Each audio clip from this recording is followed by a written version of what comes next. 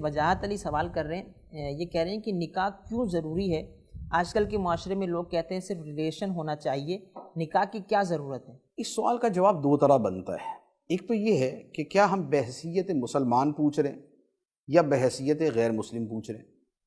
اگر تو بحیثیت مسلمان سوال ہے تو پھر حقیقت میں یہ سوال ہی نہیں بنتا۔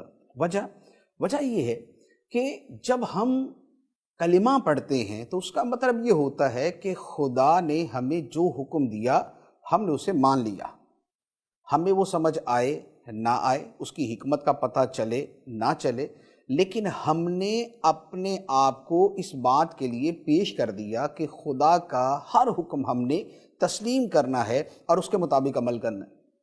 تو لہٰذا مومن ہونے کے بعد تو یہ سوال پیدا نہیں ہوتا کہ جناب یہ والا حکم کیوں ہے وہ کیوں نہیں ہے۔ جب ہم نے ایک مین چیز کو قبول کر لیا تو اب اس کے اندر کی ساری چیزیں قبول کرنی پڑے گی۔ اب دوسری بات بحیثیت غیر مسلم۔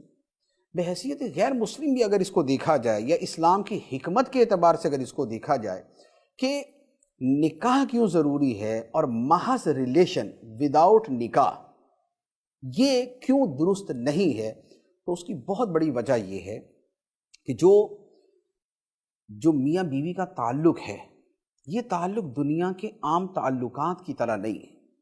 یہ ایسا نہیں ہے کہ میں ایک سودا مارکیٹ میں خریدنے جاتا ہوں، میں نے پیسے دیے، سودا لیا اور مجھے پسند آ گیا تو ٹھیک ہے ورنہ واپس کر دیا۔ میاں بیوی کا جو تعلق ہے یا جو مرد و عورت کا تعلق ہے یہ زندگی کے بہت بڑے مین تعلقات میں سے یہ اتنا بڑا تعلق ہے کہ آدمی کا اپنی سلطنت، اپنی ریاست، اپنی حکومت سے جو تعلق ہوتا ہے یہ اس سے بھی بڑا ہے۔ اس لیے کہ حکومت کے ساتھ یا ریاست کے ساتھ انسان کی جذباتی وابستگی وہ نہیں ہوتی جو اس کی فطری اور جنسی طور پہ مرد و عورت کے درمیان ہوتی ہے۔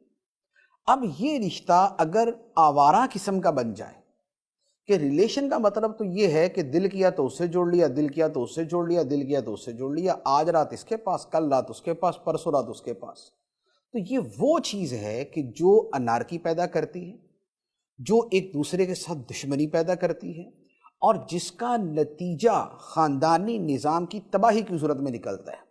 کیونکہ مرد و عورت کا تعلق محض اتنا نہیں ہوتا کہ وہ ملے اور جدا ہو گئے۔ مرد و عورت کے تعلق کے نتیجے میں نسل انسانی آگے بڑھتی ہے۔ جب نسل انسانی آگے بڑھتی ہے اور یہ تعلق اس کا سب سے بڑا اور اصل ذریعہ ہے، تو اب بات یہ ہے کہ اگر محض ریلیشن ہوگا تو نسل انسانی کیسے بڑھے گی؟ کیونکہ ریلیشن والا تو آج ہے کل نہیں ہوگا، آج وہ ساتھ ہے کل نہیں ہوگا، تو وہ تو چلا گیا۔ لیکن یہ جو بعد میں بچہ پیدا ہوا اس کی ذمہ داری کس کے اوپر ہے؟ تو اس کا مطلب یہ ہوا کہ یہ آدمی تو اپنا جو ہے وہ انٹرٹین ہو کے اور انجوائمنٹ کر کے یہ تو نکل گیا، لیکن اس کے بعد ایک وجود، ایک انسان کو دنیا میں لا کے یہ فارغ ہو گیا، اب پوری زندگی دوسری جو ہے وہ قسم جو ہے وہ بھگتتی رہے، دوسرا فریق بھگتتا رہے۔ یہ ہے ریلیشن کا نتیجہ۔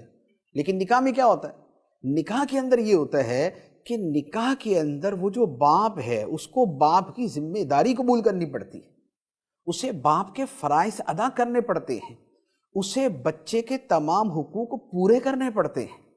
تو اب کیا ہے کہ اب ایک سیکیور ماحول پیدا ہوتا ہے۔ اب ذمہ داریاں جو ہے وہ دونوں کے درمیان تقسیم ہوتی ہے کہ جب دونوں کے عمل سے بچہ وجود میں آیا ہے تو ذمہ داریاں بھی دونوں کے اوپر آئیں۔ تو کچھ ذمہ داریاں ماں پہ چلی جاتی ہیں، کچھ باپ پہ چلی جاتی ہیں۔ لیکن ریلیشن کی صورت میں کیا ہوتا ہے؟ ریلیشن کی صورت میں ساری ذمہ داریاں جو ہے وہ ایک فریق پہ چلی گی، دوسرا تو نکل گیا۔ یہ تو نہیں ہو سکتا کہ ماں چھوڑ کے چلی جائے۔ کیوں؟ اس لیے کہ وہاں جو فطری جذبہ اور تعلق ہے وہ باقی رہتا ہے۔ دوسرا یہ ہے کہ ماں نے تو اس کو اٹھا کے پھرنا ہے، باپ تو جو ہے اگلے دن نکل گیا، ماں تو اگلے دن ہی نکلے گی، اس نے تو 9 مہینے اس کو جو ہے وہ اٹھا کے پھرنا ہی ہے گود میں اپنے پیٹ کے اندر، اور اس کے بعد جو مراحل ہیں سارے ماں نے طے کرنے۔ تو یہ ہے ریلیشن کا نتیجہ۔